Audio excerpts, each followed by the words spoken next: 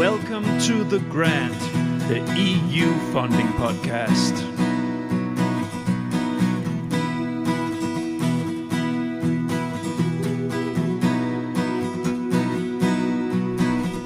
The Grant. My name is Niels Tudor Winter, and I am the creator, editor, and host of The Grant. The Grant is an independent, non-commercial podcast initiative with the ambition to dig into all corners of the EU R&D funding system on topics of interest for the full EU R&D funding community. Back in the summer of 2022, I had one of my first guests on the show, Latour, who gave us all a broad introduction to the European partnerships. An immediate realization was that I wanted to explore these partnerships in more detail to give you, dear listeners, an idea of what these organizations do, what role they play in the whole EU R&D funding program framework, and how they interact with their members, stakeholders, and not least the EU Commission. I reached out to one of the partnerships that I know best, Spire, a partnership covering sustainable process industry. I've been connected to the organization on and off over the last 7 years and have been involved in some of their stakeholder activities collecting input for work program priorities. The European partnership arm of this work is now labeled Processes4Planet. I am honored that I managed to get Director Orduna and Chair of the advisory structure Ludo Diels on board for a thematic double episode on Processes4Planet. This is part 2 of this thematic episode on Processes4Planet. Here, the talk moves into the coordination with the EU Commission, and thereafter we dig into the operational level of how Processes4Planet works with their members, securing that the stakeholders get their message through, and not least, how you manage all this as a small secretariat of a European partnership. Don't miss this episode. Please enjoy.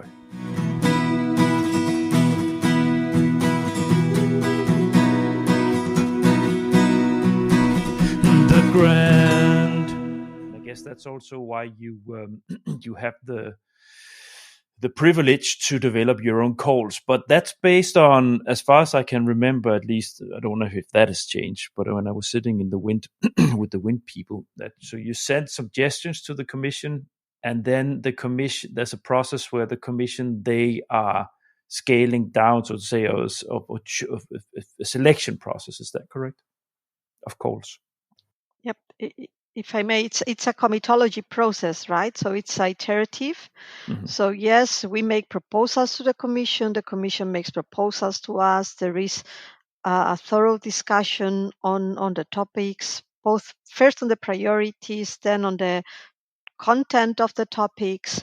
Then the Commission discuss this also with the member states at the program committees of Horizon Europe, and then they come back to us, and then we start the discussion again, and they go back to the member states, and then they come back to us. So this is an iterative process of exchange of knowledge and expertise and policy requirements, because the important thing is that we develop the right topics, so we have the right projects that that then develop the right innovations to contribute to the European Green Deal, the circularity package, etc. Yeah, maybe Ludo wants to add something else. Yeah, certainly. Yeah. And I would like to mention a little bit, or to go a little bit more in detail to what you mentioned, Angels, about interacting about all kinds of boundary conditions. I think I just give an example. We can say, okay, we need process development towards electrification. So that's the core of, or one of the cores of P4Planet. So we go to electrify our furnaces, our kilns, our ovens, etc. Mm-hmm. Very nice.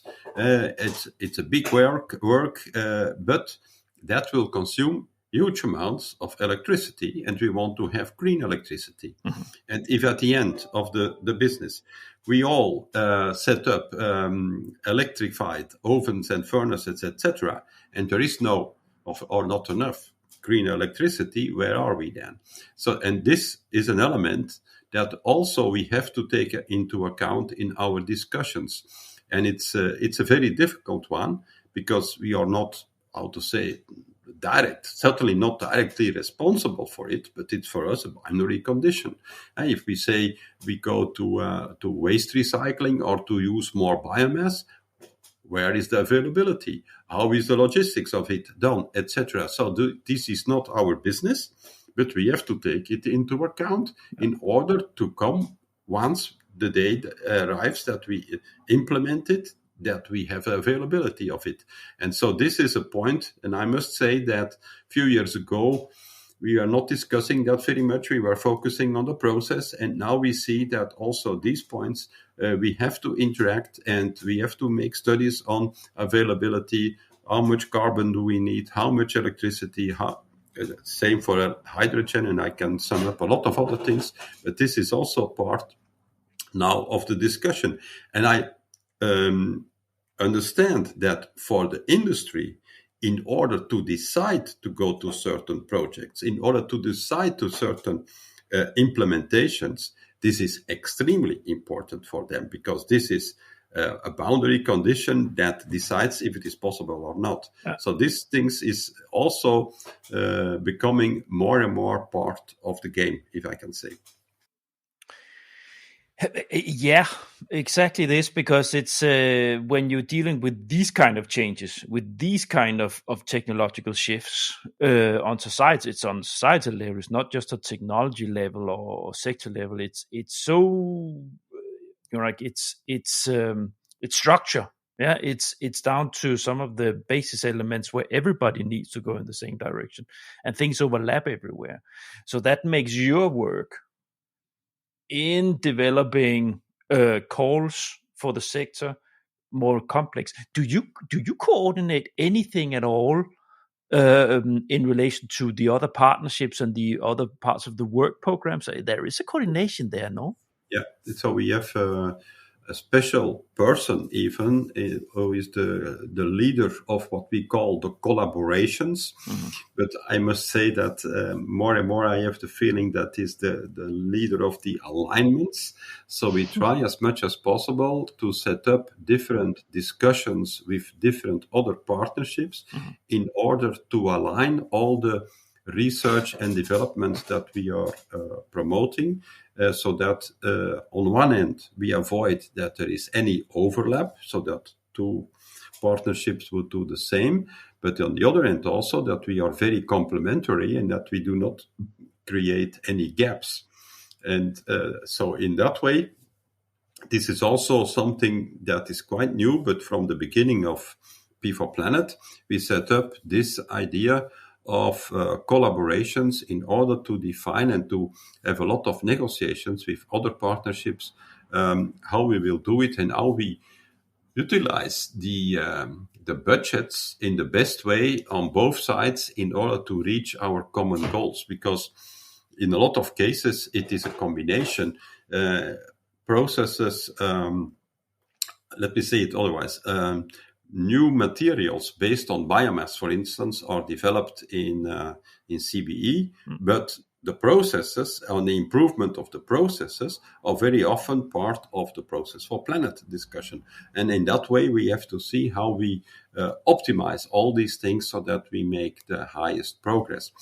The final point is that we must create impact. The objective is not just to develop new innovative technologies. No, we have to bring them to a level that we can implement them full scale. So it means that we need the logistics, we need the energy, we need everything available, and we must do it then at the end also in a competitive way. And we as process industry, we have investment rounds of every 20-25 years. So it's not something that we can say, oh, let's do it today, and in 5 years we make another plant. No, the plant that we erect today will still be working in 25 years. So we have to think about that very carefully as well. There's, if I may add something, Niels, it's also very important to understand that since we are a partnership, we are also doing an analysis of the portfolio of the projects that are supported by the partnership. First Spire, and now Processes4Planet. And then this allows us to build on the knowledge from the projects, so that we don't publish, we don't have calls that are repeating and funding projects that have been already funded. And that's very important. But also, once the Commission has set the work program, they always analyze and see whether there is any call that is very much similar, and then they always ask us to say, hey, let's review these two topics to see what is the real difference, and to see how to make sure that there's no duplication. And I would like to add one more thing. In all this process of developing the priorities and the calls, in the case of Processes4Planet, we have also what we call a feedback panel, where we have a dialogue with the civil society. And this is very important because there are NGOs, specialized NGOs, participating in this feedback panel that discuss with us on the priorities of our work program and of our SRIA. And then, of course, then the industry needs to decide what they will do with this feedback. But we give them, it is very good to have this dialogue with civil society to see, is this in line with what the society is requesting? So this is also an important point. Very. It's just adding to, for the listeners to understand the complexities here. So it's cross-sectoral. It goes into the civil society also. It's calibrating with the larger policy decisions from the Commission on all kinds of different papers and directions and so on and so forth. So it's I think, how many people are you? Because you're quite a small organization, huh? In the Secretariat, we are right now at 5 people. I always say we are a very small organization managing a high level of complexity. So, as I said, we started. Spire started with 40 founding members. We have now more than 190 members, which means we are sending our bulletin to more than 700 people, which are members, collaborate in some way or the other, either in the permanent working groups, either in the workshops that we do, either in the teams of what we call the transversal teams, which is working on this portfolio analysis, on foresight analysis, on digital aspects, on these collaborations that Ludo have mentioned. So we have a board of directors plus an advisory board plus a partnership board. So there is a high level of complexity for sure, and it's I think the ASPI members are very happy to have a great team to their service, and always willing and happy to support. So I think it's also important to recognize their value. Having a background in the ecosystem for many years, I can reassure the listeners that you need to have an intellectual depth at a higher level, so to say, because there are so many things you need to to understand and put together in your head when you are working in an organization like yours. So kudos to all of you, and especially on the director level, Agnes. It's not just because you're a guest on my show. I know exactly what it is that you, what kind of work you do. And actually, as I say, I know exactly, but I don't, because I haven't been one myself. But I know the areas, and you just paint them for us. What you need to have an understanding of as a director in a small organization. You don't have a lot of people that you can delegate to. It's you need to have a finger in everything. Correct? Yes, within the team, yes. I must say again, I'm very happy to have a great team. So I really thank for that. But then also, it's very important in a partnership like ours, and I don't think this is only the case of Spire for Planet. It's the case of the 49 partnerships in Europe.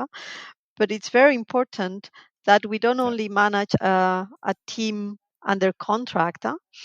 All the people in the advisory and programming group, all the people in the permanent working groups, in the board of directors, all of them are contributing just without being receiving any extra income, right? So they are contributing by being supported by their companies. But this is real job that they are doing. We could not do it without them. We could not do it without people like Ludo, like the vice chairs of the APG, and everybody that is involved there. So, and this is an extra larger team that we manage, and that the team, the core team of the office supports. So this is very important. This is an important network discussion and collaboration that is fundamental for us to achieve the goals.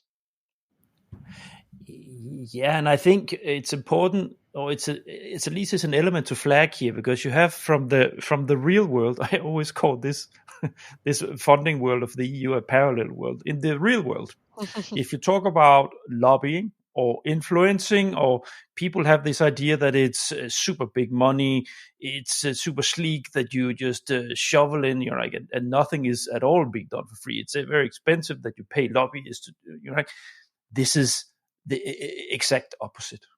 It's people that are very busy in their businesses, where they do their work trying to make through with the business models, and where they are making their business. They add this extra on their time to be involved in this for something that they don't even know if they will get something concrete. They cannot be guaranteed they get funding for what comes out in the end. But they do Exactly. it with the purpose of shaping and improving an industry that they are deeply involved and committed to. Yeah, exactly. certainly. Yeah. Very often their main reward, or the main immediate reward, is getting knowledge, which is not a minor thing. But as you were saying, it's not the same as getting money directly for that. It's a very different nature. So you need to have some commitment, some genuine commitment with that at the personal level also, if you are part of this.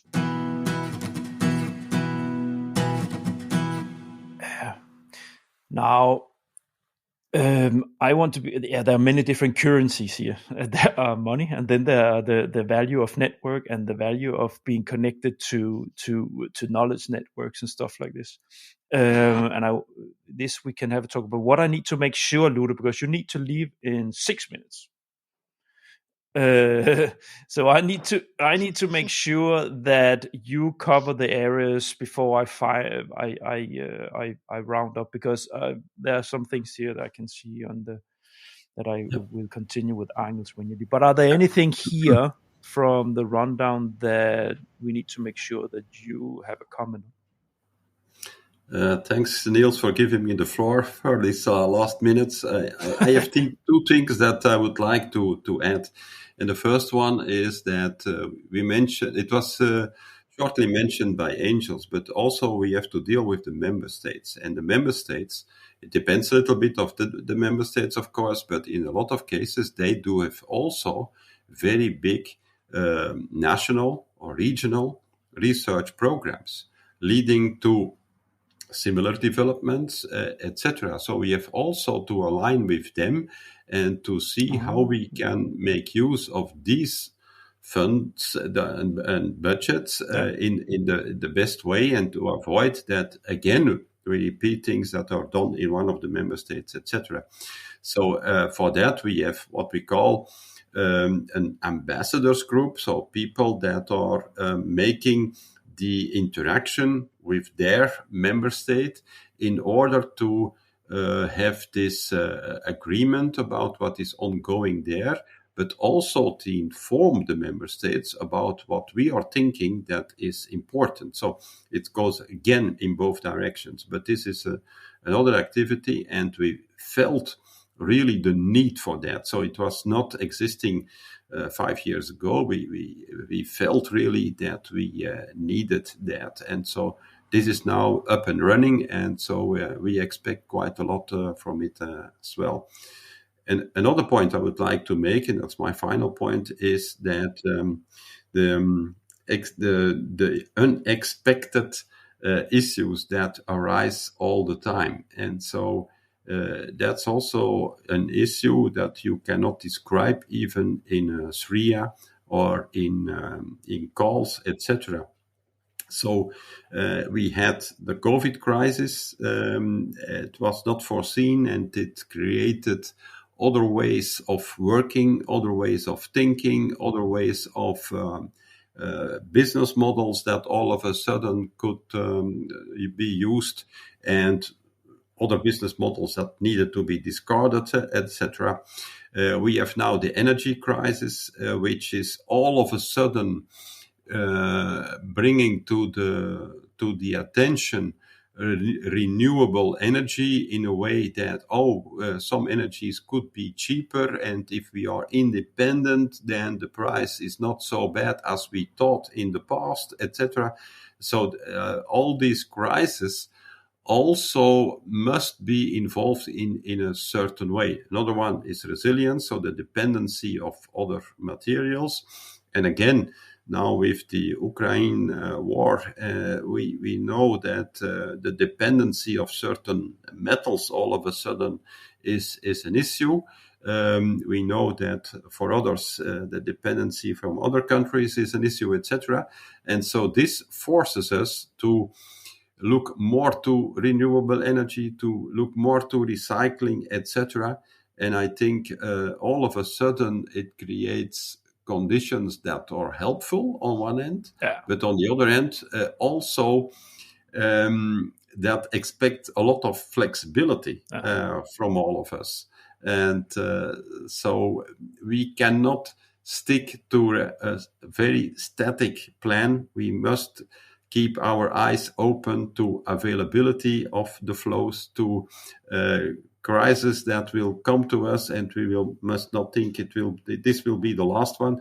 No, others will come. So, and this makes that we need a flexible, open community, being able to change ideas, to transform, to go into transition into a little bit other directions than we thought a few years ago.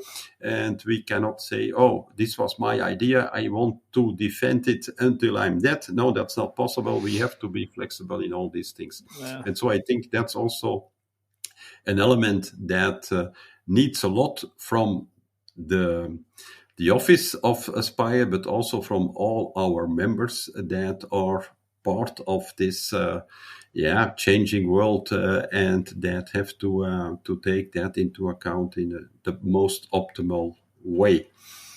Having said that, I must apologize, and I think I have to leave now. Ludo, thank you so much for your time. I will finalize this episode with Angels over the next 10-15 minutes to cover the last elements we need to talk about. Okay. Thank you so much for having you on board again. It's always lovely, and I will get back to you. Don't worry. It's not the last time you've been on board here. Okay, Niels, we'll stay in touch. And Niels and Angels, have a nice weekend, and see you all very soon. Thanks. Thank you, Ludo. Have a nice weekend too.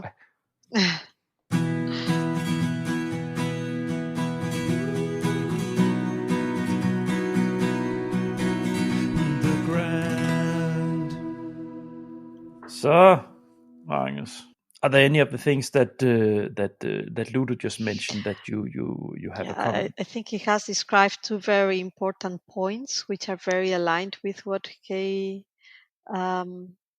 have discussed before. I would add just one more thing. I think as a public-private partnership, we are supporting our members for these innovations, and we are part of Horizon Europe, which is supporting up to TRL 7. But then the Commission, the Member States, the Parliament, the European Parliament requests us impact. Impact. This is the great word in the framework programs. But then impact only comes when the technologies are developed at TRL 9. Yeah. So for those who are not aware of the TRL system, this is when an innovation is ready to go to the market. For other types of industries, moving from TRL 7, which is at a smaller scale demonstration level, to TRL 9 for the process industry can represent 5-10 years and or even 20 sometimes. No, let's say 5-10 years of investments to prove that the innovations are ready, are feasible technically, but also economically.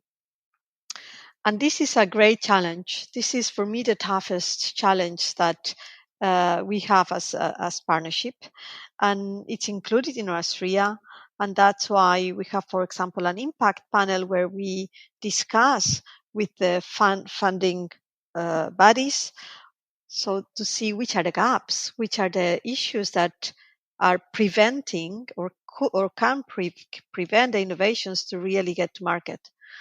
If without that, there's no impact in society. And we want an impact in society and the planet. So for me, that is the toughest challenge that we have. You took the last segment I had, but that's fine. We have it now.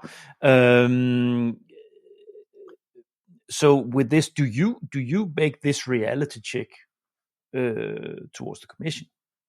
I guess you do, no? Sure. Try, because you on what is expected of the impact outcomes of each call text that you are that are being realized from your side. That I guess that this is also pedagogic. Sure. Exercise. I mean, you have we to take do. this. We do a lot of.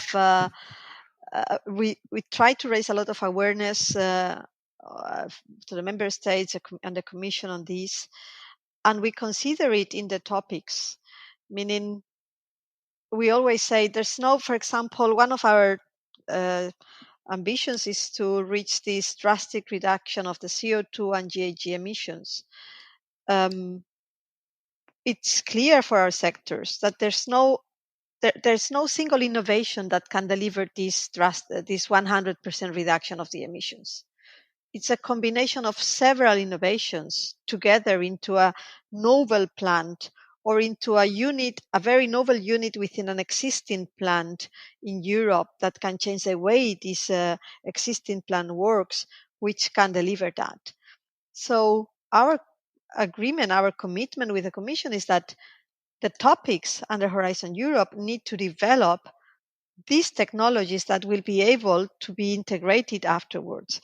But then here, the pedagogy needs to be also to the evaluators that need to be aware of our roadmap, of our SRIA, so that they consider and they select the right projects. Of course, we are not part of the evaluation of the projects, but the evaluators need to understand that there is a goal with the projects they are selecting. Yeah. And that's for us very important. Yeah. Yeah.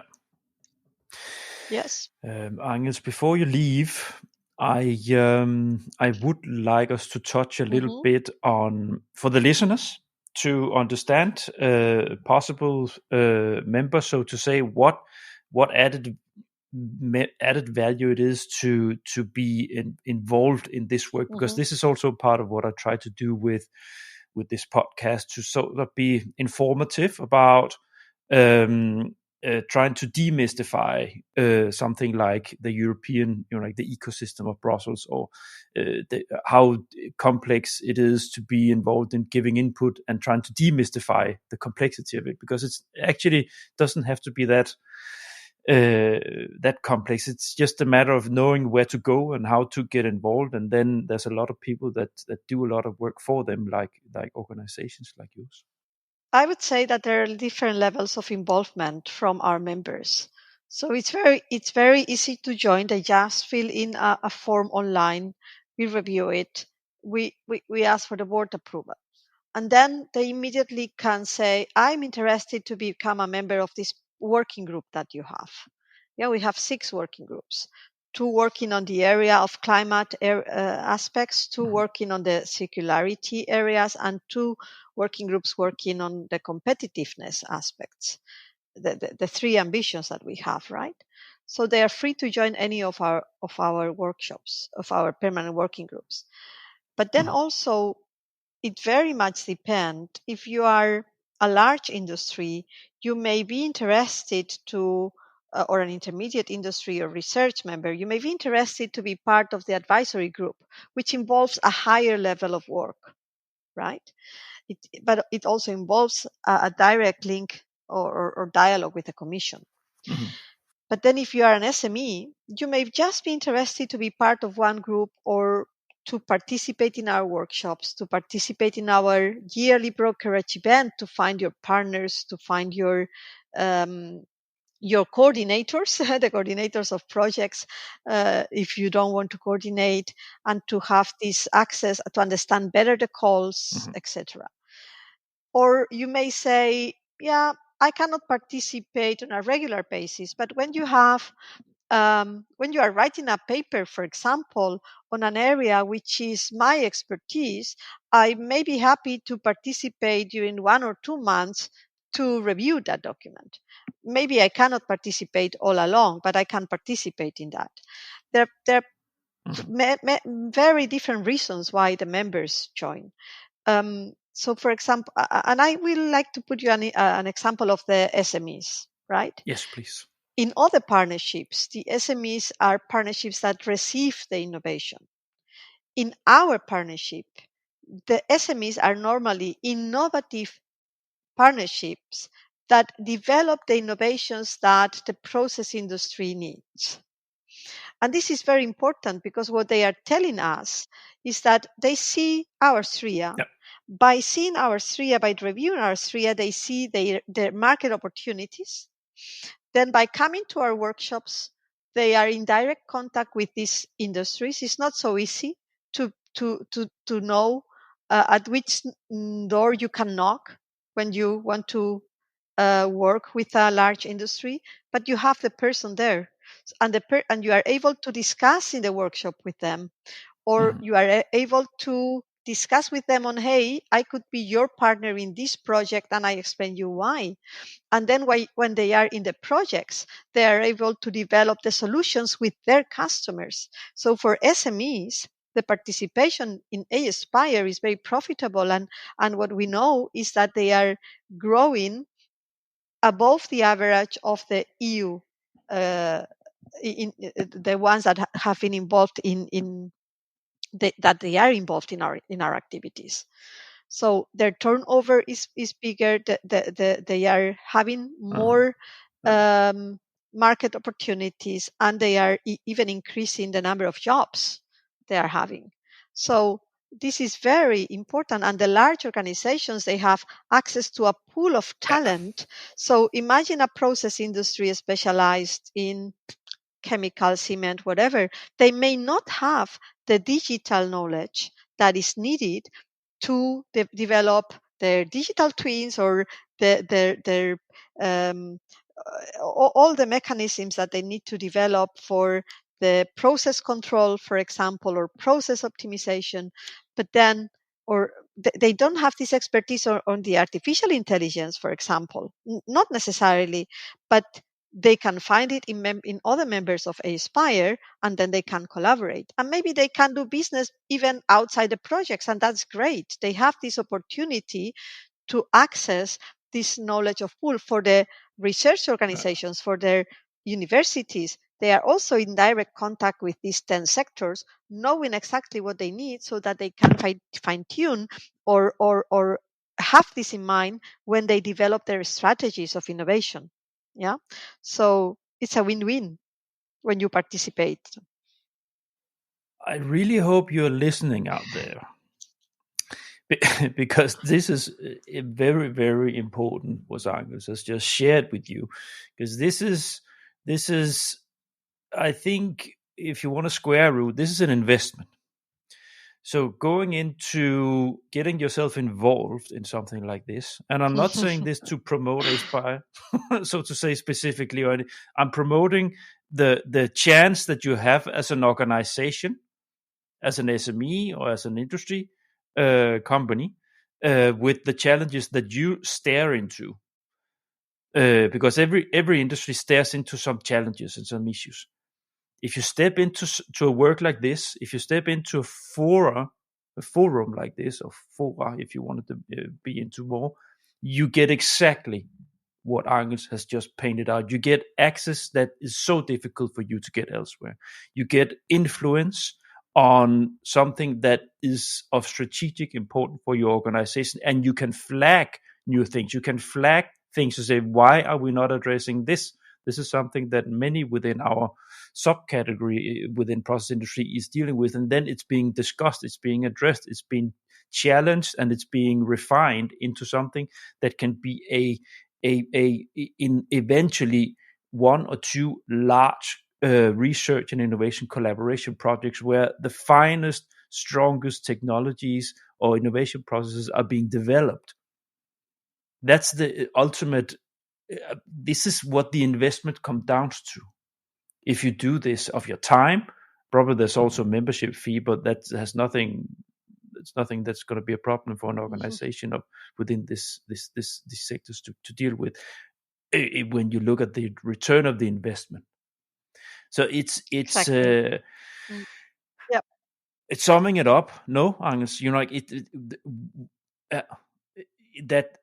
And I've been there myself, so that's why I know. And I've been there as a grants consultancy company, so I'm not from the industry myself. I've been there sort of involved in the discussions, but more sort of as an observer of what's going on. And I've been involved in the win part. And this is what it is. It is you have and the companies.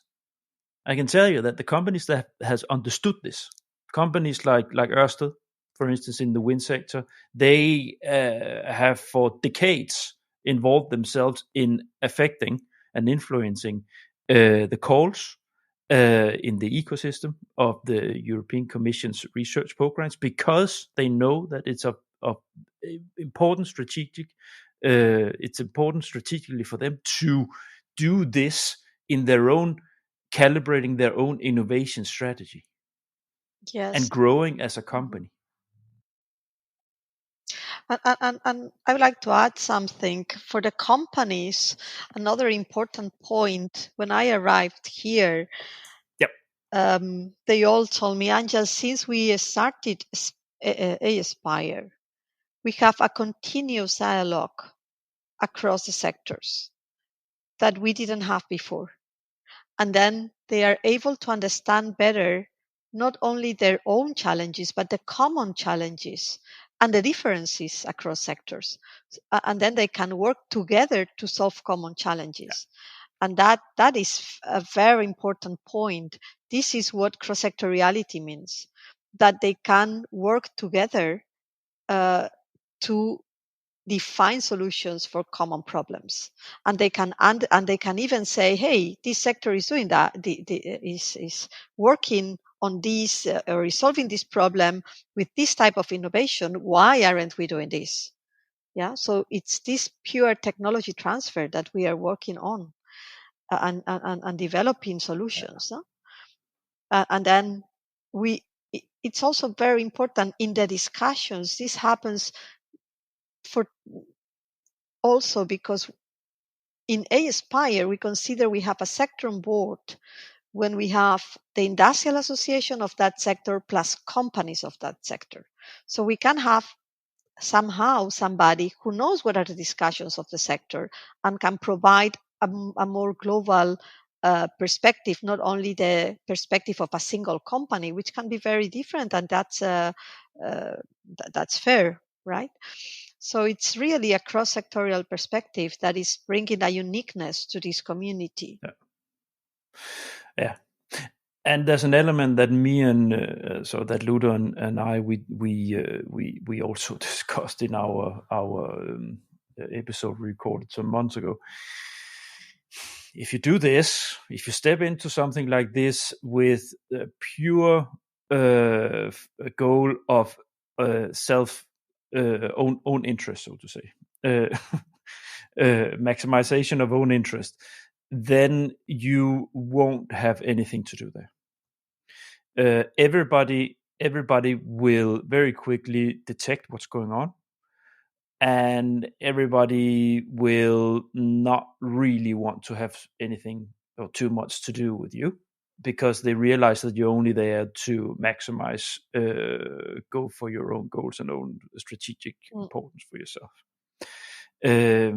People that sit in these places and have the real added value out of this, they take a step back from profit maximization of the company, and they stare into a much broader field of collaboration spirit, of solving issues of societal level, sectoral level, and even cross-sectoral level. Of course you will get something. Of course there's an added value. Of course you can grow as a company, but that can never be the sole purpose of you being there. It's of course going to help you. That's of course the interest that you will have as a company to step into it. But you should do it with an open mind, because that's what the other industries also do. They also do it because it's important strategically for them in relation to their own business, but they also do it because it's important strategically for them to know broadly about the sector, know what's going on in the research world, to know what's going on societal level, get inputs and data and information that they could never get anywhere. You need to have a mind of a mindset of collaboration.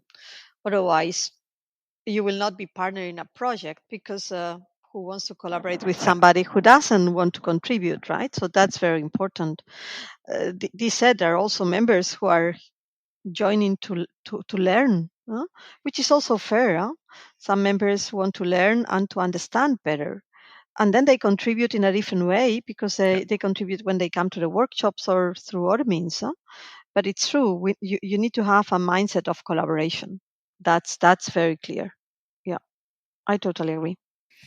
No, Agnes, I think we sort of been covering the introduction on Processes for Planet, no? Mm-hmm. Yes. Are there anything that I flew too quickly, or are there anything where you say? I think we went over the most important points. So no, I think we went over the most important points. So my only last thing would be part of it. If you are really looking forward to I can recommend it. Contribute to a change for our planet, be part of it. No, but this is matter of and then and have fun. It's not so complicated, I think that should be the main message from me that's been involved in this on the user side.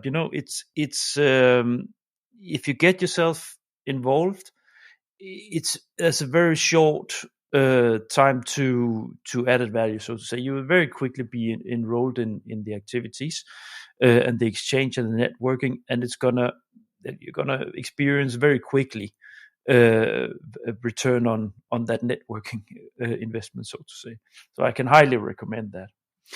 What I want to say before we close down is that I constantly try to develop and work with the different with the podcast segments and angles of my episodes and so on. What I was just thinking, it could be interesting to have an episode right after you have had a workshop on the strategic research and innovation agenda. Also, do you have a process with that now, or is that closed for the moment, or how is it? So we will have our next community day on the 22nd of February, and that's when we will gather our members to discuss on the SRI update. The working groups are already working on that. Mm-hmm. We will have another workshop with the partnerships that will be, so the one on the 22nd of February, it's in Brussels. Mm-hmm. The workshop with the other partnerships will be online and with the feedback panel. That will be by the end of March. We are setting the date now with the Commission. And then we expect to have another stakeholders workshop in October, Okay. when the SRIA will be finalized. So you see, we will do it in several steps. Yeah. Would it be an idea? Now I'm just brainstorming while I'm paving as I go. Would it be an idea to have yourself and one of your members on for an episode shortly after the last workshop you had to sort of, and then just that doesn't have to be as long as this episode, where we sort of, what was the workshop about? How did it go? How did the member experience? Like, how are they involved and so on? Would that be something that you would be interested in? After the workshop in October, you mean? Or here in March? Yeah, that will work. Or in March, yeah.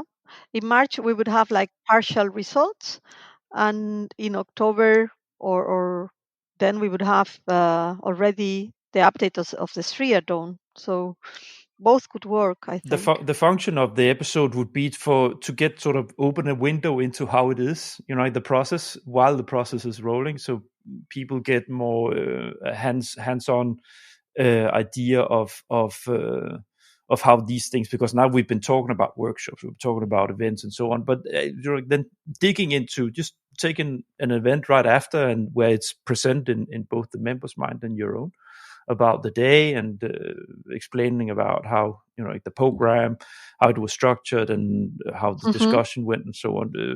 Just like as sort of a open a window into the machine room, so to say, of the work you do. Okay.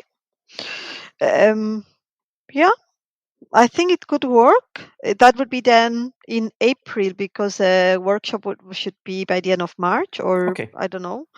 As you want.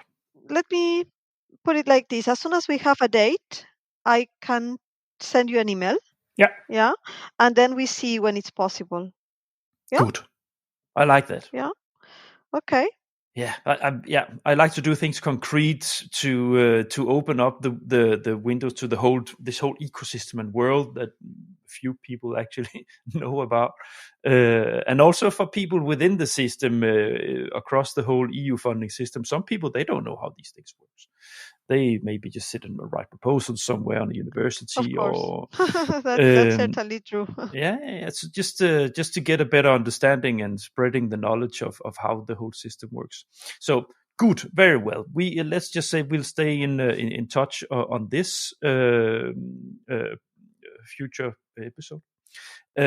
Angels, thank you so much. I'm just going to have a fly out before I'm going to say goodbye to you. So I'm just going to shut down the program and land the plane before we say goodbye. So, dear listeners, thank you so much for listening to the end. I really hope you enjoyed this. It's been a pleasure to be able to get such nice people on board from such an important organization. I hope you enjoyed it, opening up into the influencing corners of Brussels towards how work programs they come about. Do remember to go to my website, thegrant.eu. Here you find the episodes. It starts to become quite solid, more than 40 episodes now. There you find all the episodes categorized and in one go. There you will also find the hub that I made, where I try to gather sort of directions and resources where you can find webinars and so on. And finally, please, by all means, if you have sympathy for this initiative, do subscribe to my email list on my website. It's important for me for this initiative to grow, to get a growing list of subscribers. So by all means, please do. that's that. Agnes, thank you so much for coming into the virtual podcast studio. Thanks a lot. It was a real pleasure for both Ludo and myself. So thanks a lot, Niels. Yeah, you're lovely, lovely people. It's a pleasure to have you on board this. So thank you so much. Have a nice weekend, and we'll stay in touch. Bye. Sure. Bye.